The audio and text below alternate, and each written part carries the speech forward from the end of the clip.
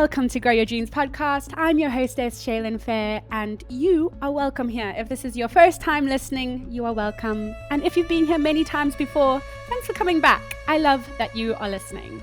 Today is part of the Woman of Valor series, and I'm bringing to you a story of an amazing woman who has overcome tragedy a few times and is walking triumphantly. She has been through the loss of 2 husbands and experienced 2 wonderful marriages, and now she teaches people how to have adventurous and joy-filled marriages.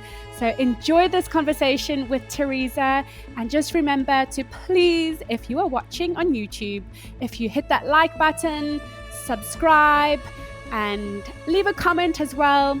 This helps kind of get the algorithm going, which then helps this content to be seen by more people. Wherever you are listening to this on a podcast platform, also please engage there. So give it a 5-star rating or like it, whatever you can do on the platform you are listening to help the algorithm pick this up. Go ahead and click all the buttons that you need to click. Thank you very much. She shows courage in the face of life's challenges. She builds strength after getting knocked down. She is creative. She is brave. She is wise. She is a woman of valor. Welcome, Theresa. It is so wonderful to have you on Grow Your Dreams podcast. Hello, Shay. It is fabulous to be here. At last, we managed to get to this. At last. Yes, we spent an hour last week, didn't we, or the week before, trying to get the other program to work, and it was just not getting anywhere. So we had to postpone and reschedule. But here we are. Here we are. We're ready to go. Absolutely. Yes, good to go. So I guess we'll start off with you telling your story. So I know you from South Africa. And Theresa actually did host me and look after me when I was much younger in high school. So I know this lady well, and she has got some wonderful life experience, encouragements, and insights for us from her own story. So Theresa, I'll just let you start from wherever you want to start in your story. Let's go back to South Africa. Tell us who you are and how have you got to where you are. Okay, all right. So my name is Theresa du Toit. I come from Knysna, South Africa. And I have been living in Dubai now for the last 14 years. And what happened was that in 2004, my husband died. I was married to him for 30 years. We were very, very happily married. We have 3 kids, 3 wonderful kids who are all adults now. And so he passed away in August 2004. And it was devastating because he got tongue cancer, and it was really a very vicious type. And it ate a whole chunk of his face away. I could actually stick my fist in this whole space, this cavity of his face. So it was really a very tough journey, having to constantly fight the fear that wanted to overwhelm me at times. But and then it got to the point where I surrendered, and I said, God, if you do want to take him home, then I trust you that you will take care of me and my children. And I said, the only other thing that I would really like is I would like to be there with him when he goes. I would not want to wake up in the morning and then find that he's gone. So I'd like to be able to say goodbye to him, me and my children and close friends. And so that evening, after I had the session, I then told Philip about this. And I said to him, listen, my darling, I want you to know that I release you. You're free to go. If you want to go to heaven, you are free to go. You don't have to hold on to try and, take care of us and provide for us. God will take care of us, and you're free to go. And at that point, he was as skinny as a rake. He had his tongue removed. That was the operation. They had to remove his tongue.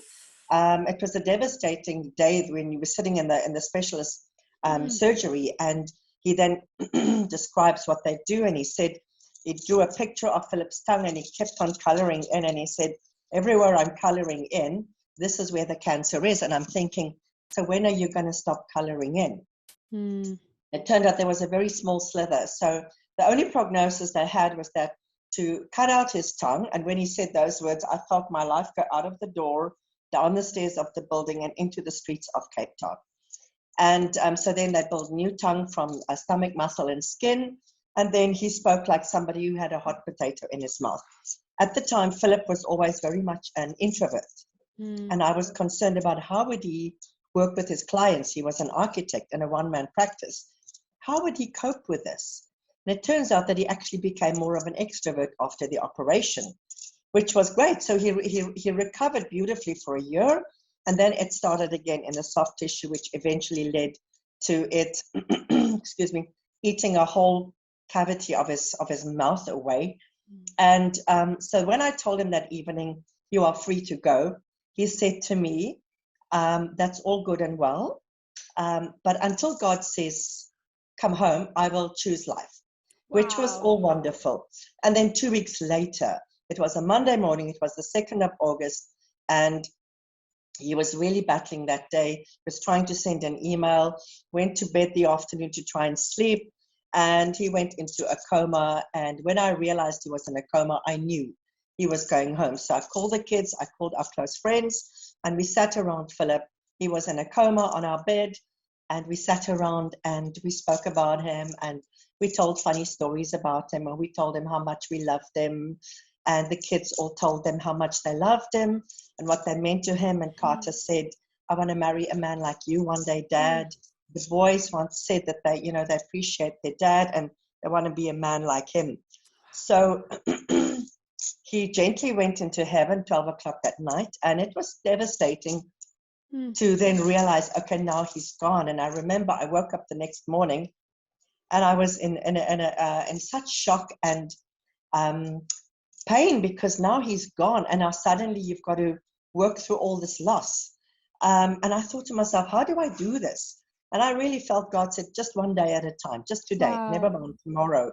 So today, I had pajama days. I never tried to be brave in front of my kids. They were 15, 19, and 23 at the time.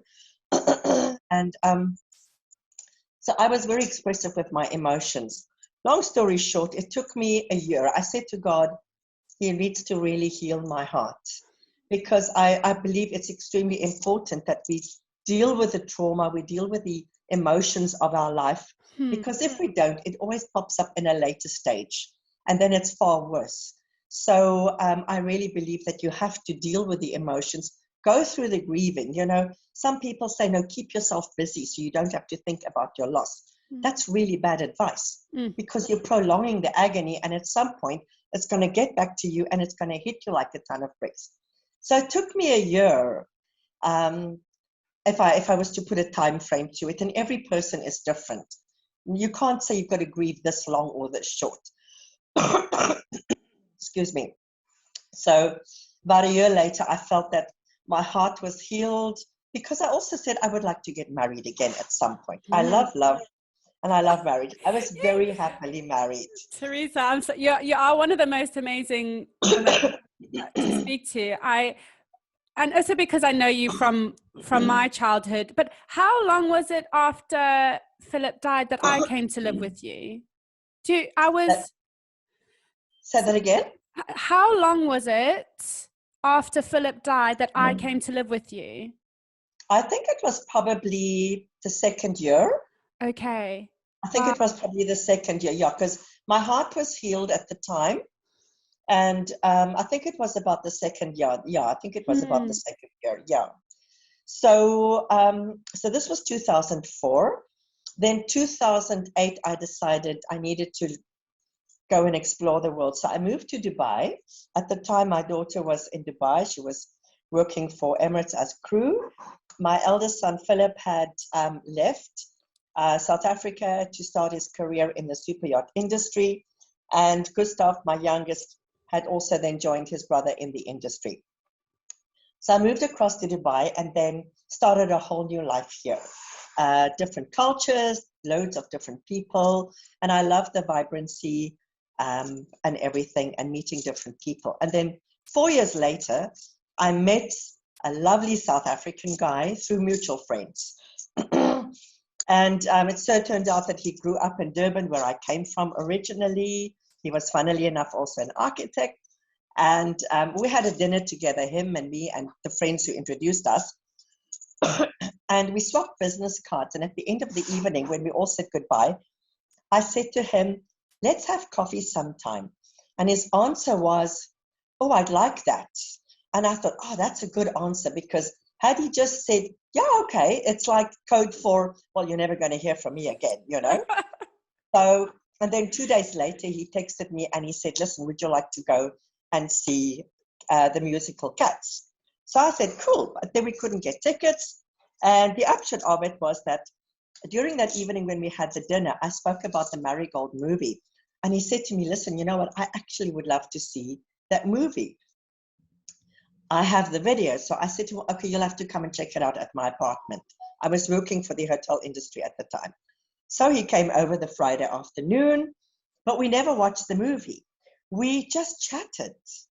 We spoke. It was so easy, you know, and he was telling me about his life. He'd been married twice before, divorced twice. And then he said to me, I have a lot of love to give to a woman. I said, but one thing I know for sure. And he moved onto the edge of my couch. And he said, and he put his hands up like this. And he said, one thing I know for sure. I never, ever, ever want to get married again. And I said to him, well, you know, I can understand where you're coming from, because that's your perspective and your frame of reference. For you, marriage is not a good thing. And then he said, what about you? I said, hey, listen, I had a happy marriage. I want marriage again. I want to love somebody and I want to marry again. And he said, good for you. But this is not for me. Good for you, not for me. 6 weeks later, he professed his undying love to me.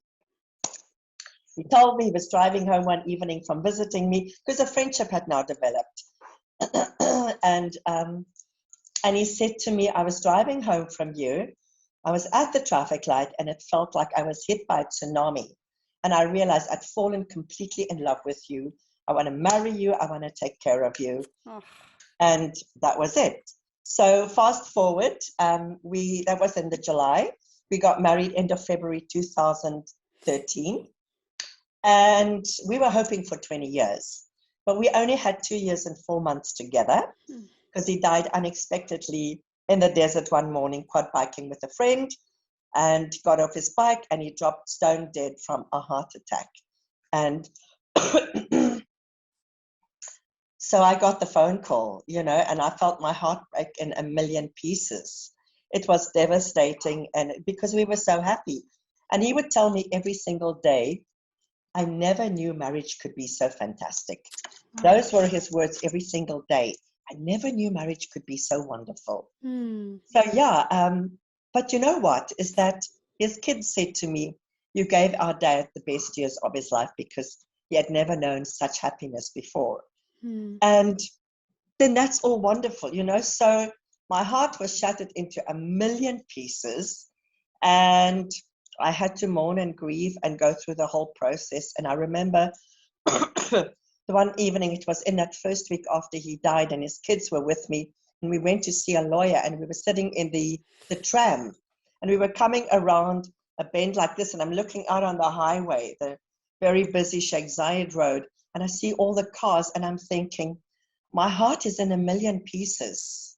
I lost the love of my life, and yet everyone is carrying on with life as if, and nobody knows what's happened to me.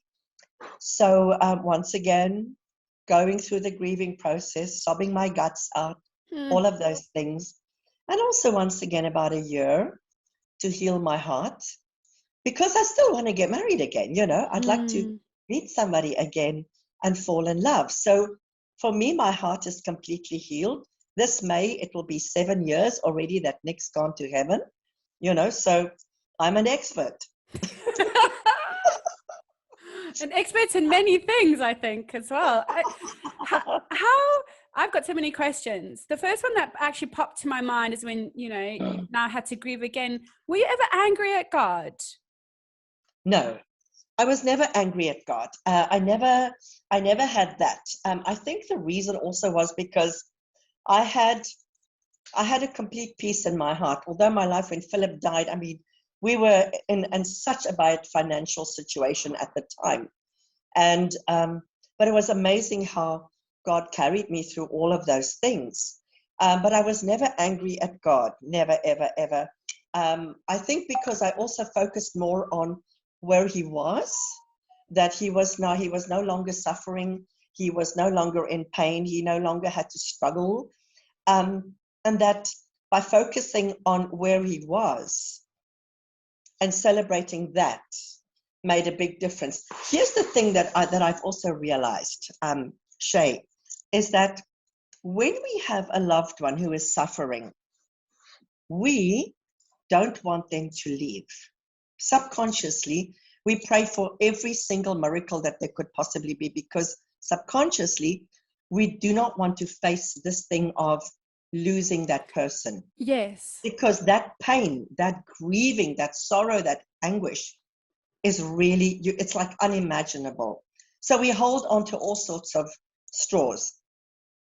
But in hindsight now, I can really say that when somebody is in such suffering, I think it's extremely important that we say to that person, you are free to go.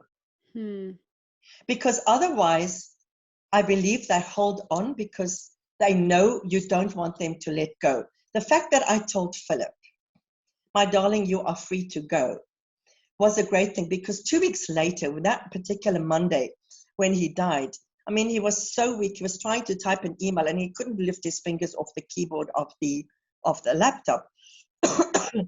And I said to the kids, because nobody, everybody was praying for a miracle and seeing he was going to be healthy and the hole was going to be fixed and all of that stuff, and yet none of that happened.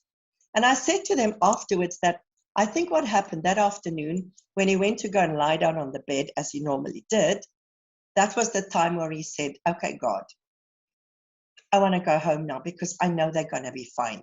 But had I never told him that, he might have still been struggling, for how long? So I do believe with my own heart and from my own experience is that when somebody is suffering, that you actually say to that person, you are free to go, I release you. Because you can work through your pain and you can work through your sorrow and you can get your heart healed again. But why would you want to keep this other person in this place of agony where they're really struggling, just so that you don't have to face that pain? So I do believe it's really important to say to the person who is suffering, I release you, you are free to go. And then they can go. But what about, so how did you process it then the second time? Because it was more of, it wasn't, you know what I mean? It almost came out of the blue, the loss, rather than something that was, it was a bit more time to think through. Yeah, it was completely unexpected. I mean, in my wildest dreams, when I said goodbye to Nick that morning, I never even thought that I might not ever see him come home alive again. I mean, I remember watching him as he was driving out from the basement of our building, and I saw his profile like this, and I thought, oh, there goes my sexy husband. Never knowing it was the last time I would see him alive like that. And so when I got the phone call, it was absolutely devastating. But then I started thinking of the fact that just as well, the heart attack happened when he was in the desert doing something that he loved doing. It could have happened while he was driving on one of our major highways, 7 lanes of cars either side. Imagine having the heart attack then, driving into other cars, killing many other people. So I looked at it from that point of view, and I was just so grateful that it didn't happen then, but that it happened in the desert. And so that to me was a huge thing. That helped me also just to work through it all. And I was extremely grateful that there was no suffering, because literally he stepped off his bike and he dropped dead. When they found him, they said he looked like a tree that had been felled, arms spread out like this.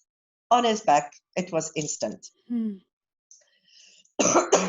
So when this suddenly happens, I mean, it really throws you and your emotions go absolutely everywhere, because we also were so incredibly happy. It was a different season of our lives. Our kids are adults. It's just the 2 of us, and hoping for 20 years, and then whoops, 2 years, 4 months.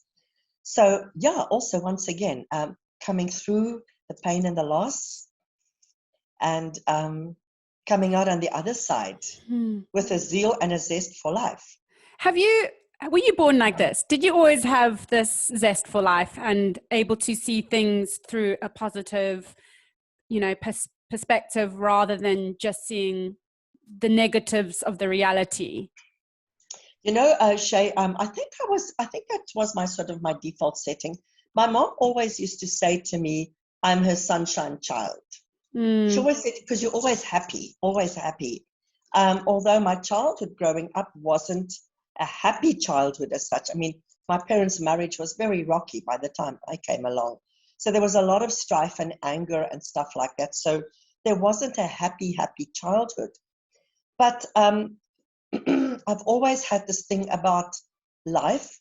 I've always had this thing deep down that there must be more to life. And my motto has always been to celebrate life. Wow, that's so beautiful. Yeah, so you mentioned your parents had a rocky marriage. How is it that you had two successful, happy marriages? Because very often the pattern repeats itself. You come from a rocky marriage home, and then you grow up and you create another rocky marriage because it's all you know.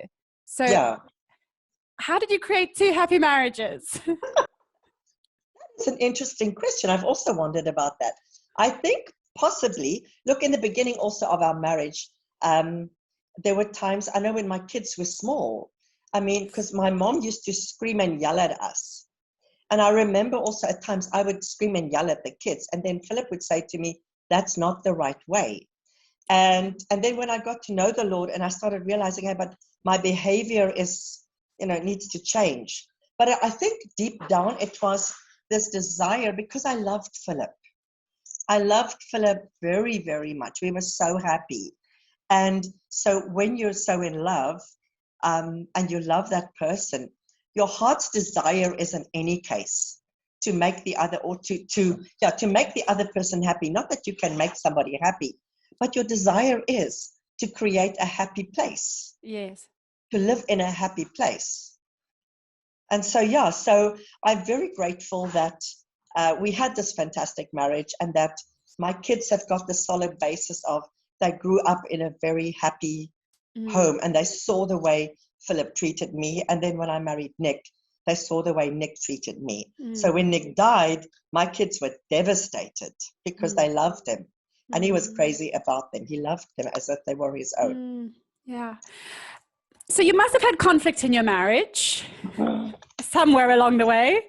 You're talking about the first one? Yes, first or second. So how, if you can think of maybe some principles or insights for listeners who have conflict in their marriage, who potentially don't have a happy marriage, but they want to get there, what have you learned from your experience to pass to others? Okay, first of all, I would say that, you know what, when Philip and I were newly married, I mean, you have your idea of what life is going to be like and everything and so on.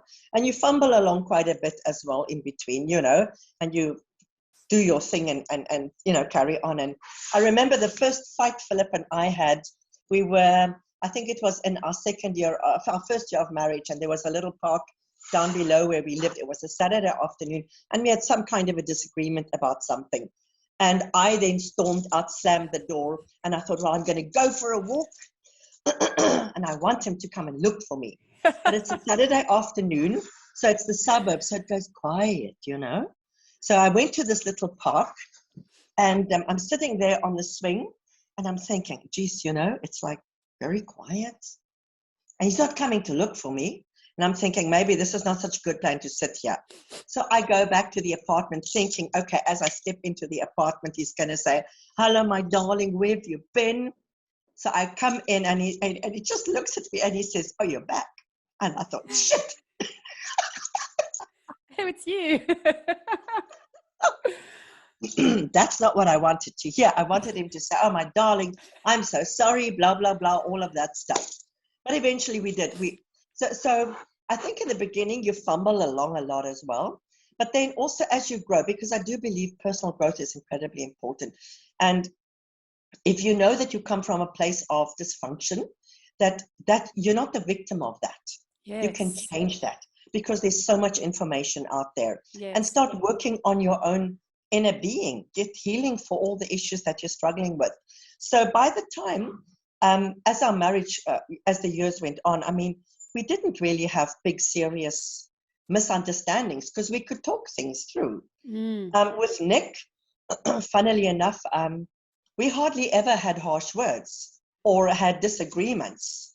You know, and here was the guy who was divorced twice, said he's never going to get married again, now so married and so in love with me. I mean, he totally doted on me. And but you know what also is that we were in a different place, and you have a lot more wisdom. Yes. Wisdom is key. Wisdom is really, really key. So when I conduct weddings for couples, I like to share with them words of love, life, and wisdom. I don't use words like, you know, marriage is hard work. You know, you've got to really work at your marriage. I mean, if you hear the word hard work, your whole stomach churns. It's very off-putting, isn't it? It's awful because you're going to think, okay, how hard is hard work? How will I know if I'm working hard enough? So how hard is hard? So I never use words like that because words have emotions connected to them. So I use words like marriage is supposed to be fun and enjoyable. It's supposed to be happy. So, you know, when you have disagreements, don't fly off the handle shouting things at each other in anger because those cause wounds. So take time out and say, hey, listen, let's just chill. Let's cool off. And then let's get together. And now let's sit down. Okay, and I'm not going to only hear with my ears. I'm going to listen with my heart. Because I really want to hear what you're saying. And I want you to hear what I'm saying. Be prepared to compromise, find middle ground, and above all, let love be the foundation that you settle everything. That's beautiful. Listen with your heart. I absolutely love that. Yeah, so, you have to. Tell us then what you do now and how that came about. So it was after your second loss, wasn't it, that your life took another turn? Tell us about that. So the year after Nick died, listen, should I put some lights on? You're good. Good. Okay, you're good. Cool. Beautiful. Because it's going dark outside now. Anyway, so in that year that I was mourning Nick, I became very much aware that I had a lot of like stuff on the inside of me. And I was thinking, I need a platform, you know, I just don't know where, what, and how, and so on. And then what happened is that a friend of Carter, who's a wedding photographer, she called me out of the blue. And she said to me, listen, I have a business proposition that I really would like you to consider. I said, well, what's that? So she said, there was a lovely woman, an elderly woman here in Dubai, who was a wedding celebrant, and she had passed away, and everybody loved her. And she said, I think you would make a fantastic wedding celebrant because you love love, you love marriage, and you love public speaking. So my first words to her were, well, what is a wedding celebrant? I've never heard of that before. So she proceeded to tell me, and she said, please promise me you'll think about this. So I Googled and I read, what on earth is a wedding celebrant? Because in South Africa, you know, it's normally the reverend or the priest or the dominee who does this, the church service. So the more I read it, the more I knew this was absolutely, for me, this is what I love. I could see myself doing this. And I had a look at celebrants' websites and things just to get an idea. And I saw a lot of them say, I create a bespoke ceremony. That's another word that I never use. And then I thought, okay, you know what? This is definitely for me. This is what I want to do. And friends of mine have a company, and she said, my gift to you would be your website. And I said, that's wonderful. I will write the content because I wanted my energy and my love and passion for marriage. I wanted that to be on the page. So when somebody goes onto my site, they must feel that. They mustn't read, oh, you know, I can create a lovely bespoke ceremony, blah, blah, blah, fish paste. So, and that's how it came about. So I had my first wedding. It was December 2016. That was my very first wedding. And I can remember I couldn't wait for the bride to arrive. I was so excited. And it's been 6 years now. And every ceremony is absolutely fabulous. I love, love, love what I do. I And love what I do. you've worked all over, haven't you, as well? You travel. Yeah, I market myself as a destination wedding celebrant. So I've done a wedding in Bahrain, in Sri Lanka, in South Africa. I've got 5 weddings lined up in Crete this summer. And I've got a wedding lined up in Bosnia-Herzegovina in August. Wonderful. So yeah. And you've developed something that's going to help couples as well. Listen, I'm so excited about this. I have created, I'm so chuffed with myself. Good. I got into bed the other night and I said, I have created a course. I've created a program. Wonderful. It's a marriage enrichment program. So it's not therapy and it's none of this, you've got to really struggle with your marriage and all of that stuff. So it's a marriage enrichment. So it's all about, if you have a good marriage, how to take your good marriage, move it from good to great. And if you have a great marriage, to take it from great to absolutely fabulous. And my slogan is making the world a lovelier place, one fabulous marriage at a time. Oh, it's absolutely beautiful. Seriously, it's so beautiful. And you know what? That actually is what makes the world a better place, is happy marriages, because it creates stable families, doesn't it? Yeah, absolutely. So what I've done, so this course is created to run over 4 weeks. So I can Zoom with my couples anywhere in the world. So it's over 4 weeks, 1 session a week of 90 minutes. And in each session, there's like 3 different topics that we cover.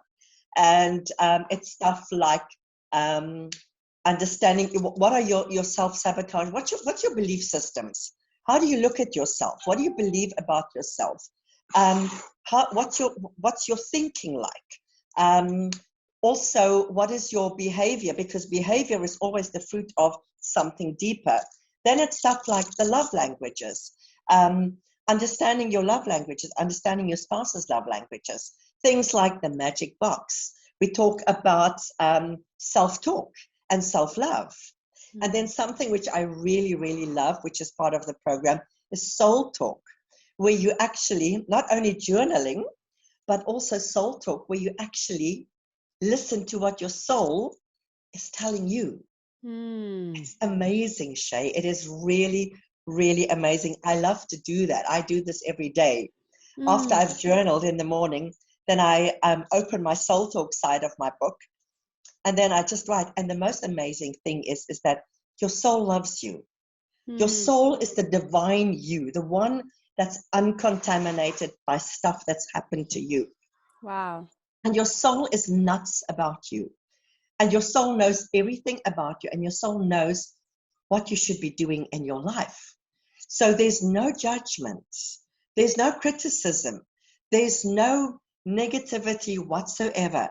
So you'll find that when you start with your soul talk, it will always start with, my darling Shay, do you know how much I love you? So your soul will always start off by telling you how much your soul loves you. And then will guide you through the day. And I find that then when I do sometimes think, what am I going to do here or there? Then I think back, okay, what did my soul tell me this morning? How is my soul guiding me? And so we do that. So there's a whole 12 different types of topics. So it's not the usual type of things. We also do some meditation. I do some EFT tapping to show people how you can release some tension or, negative thoughts and things like that. So in the end, you have this wonderful month of fabulousness. Yes.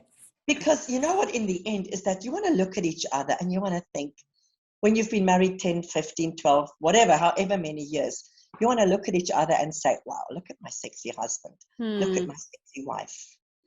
Because that is what it's supposed to be like. And that is what I experienced on both occasions with both marriages. That's beautiful. I'm thinking about being single and having the single life. How do you, because obviously you've experienced such wonderful intimacy with a partner, you've experienced it twice. How have you processed and how do you carry your singleness along with your desire to be married? Because there are, I've seen in my own journey and with certain people that I know, the desire for someone can be so overwhelming that it becomes, I guess, all consuming, and maybe, despair, and maybe settling for the wrong type of person, maybe someone who's unhealthy for you. So let's talk, if you can talk into the singleness and walking that out for listeners who are struggling in that area. Okay, first of all, I think what is extremely important is that you have to be happy within yourself. Yes. You've got to be happy within yourself. You've got to be happy with your life, where you are and what it is that you are doing and where you are in your life. So if you can't be happy within yourself, it means then that you want somebody else to come into your life to make you happy. That never works. So I really, as much as I love to have somebody in my life again, I really would love to meet somebody again and get married again. But up until that happens, I love my life. I'm happy with who I am. I love what I do. I'm completely content with me. So I would say that would be the most important thing. If you're a single person, you've got to be in love with yourself as well, in the sense that you're happy with you. You don't need somebody to come into your life to make you happy. Mm-hmm. Some women or some people will they have, because they're so needy, I'd rather have anybody than nobody. Yes. That's the wrong place altogether, because you're setting yourself up. What are you doing? You're attracting all the wrong type of people, because you're attracting from a needy point of view. So you're getting all the unsavory characters. And then you're going to go through all that trauma and that heartache of breaking up. And then you repeat the same thing again. So you've got to be happy within yourself. That's number one. You've got to be happy within yourself. That's key. Is there a number two? Not at the moment. No. Not at the moment, guys. No, that's really wonderful advice. And it really is, like you say, it's key. It really, really is key. Theresa, honestly, it's been so wonderful listening to you. Where can we find you? Okay, online? All right, fantastic. Okay, you'll find me online. I have just recently redone my website, so it's full of fresh, lovely content. It's very vibrant. It is a beautiful website. I have had a look. It's gorgeous. Thank you, darling. I'm so happy with it. And so my website is www.theresadweddingcelebrant.com. Instagram, I am Theresa D. Celebrant. And if you go to my website, you can click on the page that says Marriage Enrichment Program, and then you can read about it. It gives you a lovely overview about the course. And then if you want to know more, you can fill in the details at the bottom. That will then come to me, and then I will send you the outline of the course so you can feel what all this deliciousness is going to be about. I'd love everyone to pop onto my website, go and have a look and see. I'm sure they will. Thank you so much for your time, Theresa. It's been an absolute pleasure. Shay, listen, thank you so much for asking me. It was delightful. And of course, you are a delightful lady. And I'm so proud of who you are and what you've achieved in your life. You are truly a beautiful young woman. Thank you so much. Well done, my friend. Thank you, Auntie. Thank you, Auntie Theresa. So I called Theresa Auntie Theresa when I was growing up with her. So I fell into my default. No longer needed. It was a sign of respect, Auntie Theresa. Thank you so much. Shaky. Listen, love you lots, my friend, and thank you for this delightful time. God bless you. Hey.